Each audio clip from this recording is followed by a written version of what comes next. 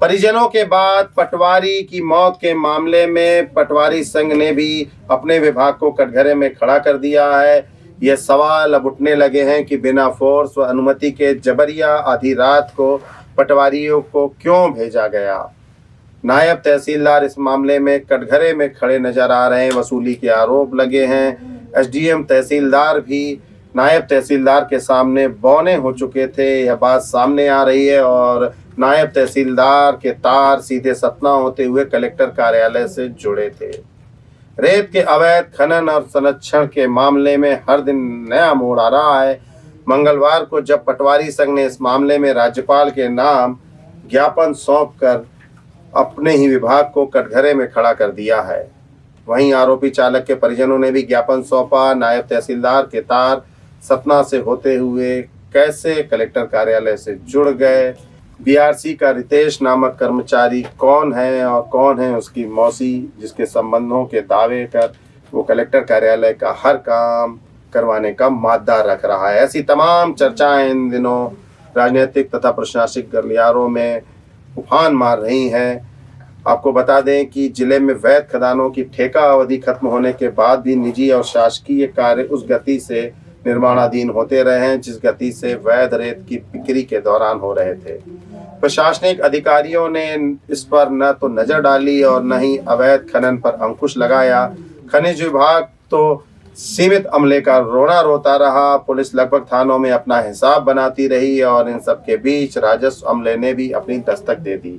खासकर ब्योहारी विकासखंड के रीवा सतना सीधी से लगे क्षेत्रों में रेत का खनन व परिवहन पूर्व की तरह ही नहीं बल्कि उससे कई गुना अधिक होने लगा। देवलोन के गोपालपुर सहित अन्य ऐसे दर्जन भर स्थान हैं जहां से प्रतिदिन सैकड़ा भर से अधिक वाहन रीवा सतना सहित उत्तर प्रदेश के रेत की मंडियों में पहुंचते रहे हैं और यह कारोबार बड़ी तेजी से बढ़ता भी रहा।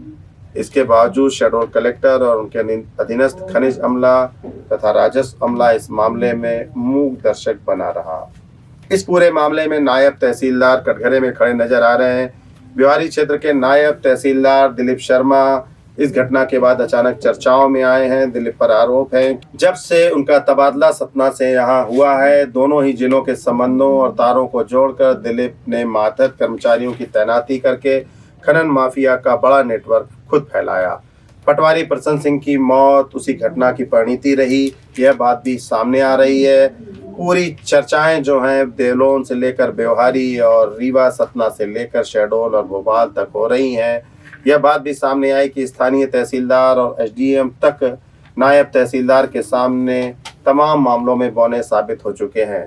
दिलीप के सतना वाले संबंध सीधे कलेक्टर कार्यालय से जुड़े हुए हैं। यही वजह थी कि तमाम जिम्मेदारियां एसडीएम और तहसीलदार की जगह सीधे दिलीप को मिलती रही हैं पूर्व में भी। इसी हौसले के कारण, इसी संरक्षण के कारण दिलीप ने बिना किसी लिखित आदेश के देर रात पटवारियों को मौके पर भेजा था। मामला चाहे सोन घड़ियाल का हो, चाहे गोपालपुर का हो, चाहे ब्योहारी और देवलोन से सटे अन्य क्षेत्र का हो।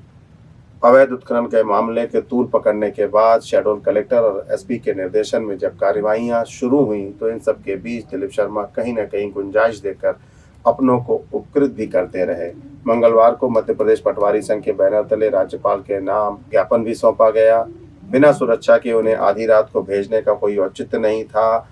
उनके साथ गए 3 पटवारी जिनमें कल्याण सिंह, वीरेश पाठक और कामतानाथ मिश्रा के नाम हैं, उन सबको शासकीय वाहन की जगह किसी निजी वाहन से भेजने का क्या औचित्य था। इससे पहले पटवारी के परिजनों ने भी राजस्व और प्रशासनिक अधिकारियों पर इस तरह के आरोप लगाए थे कि कहीं न कहीं कोई तो लापरवाही बरती गई। कहीं न कहीं नायब तहसीलदार के सतना से शहडोल आने के बाद अचानक रेत का अवैध उत्खनन और परिवहन सतना और रीवा की दिशा में क्यों बढ़ गया, ये सब जांच के बिंदु हैं और ये सब चर्चाएं हैं।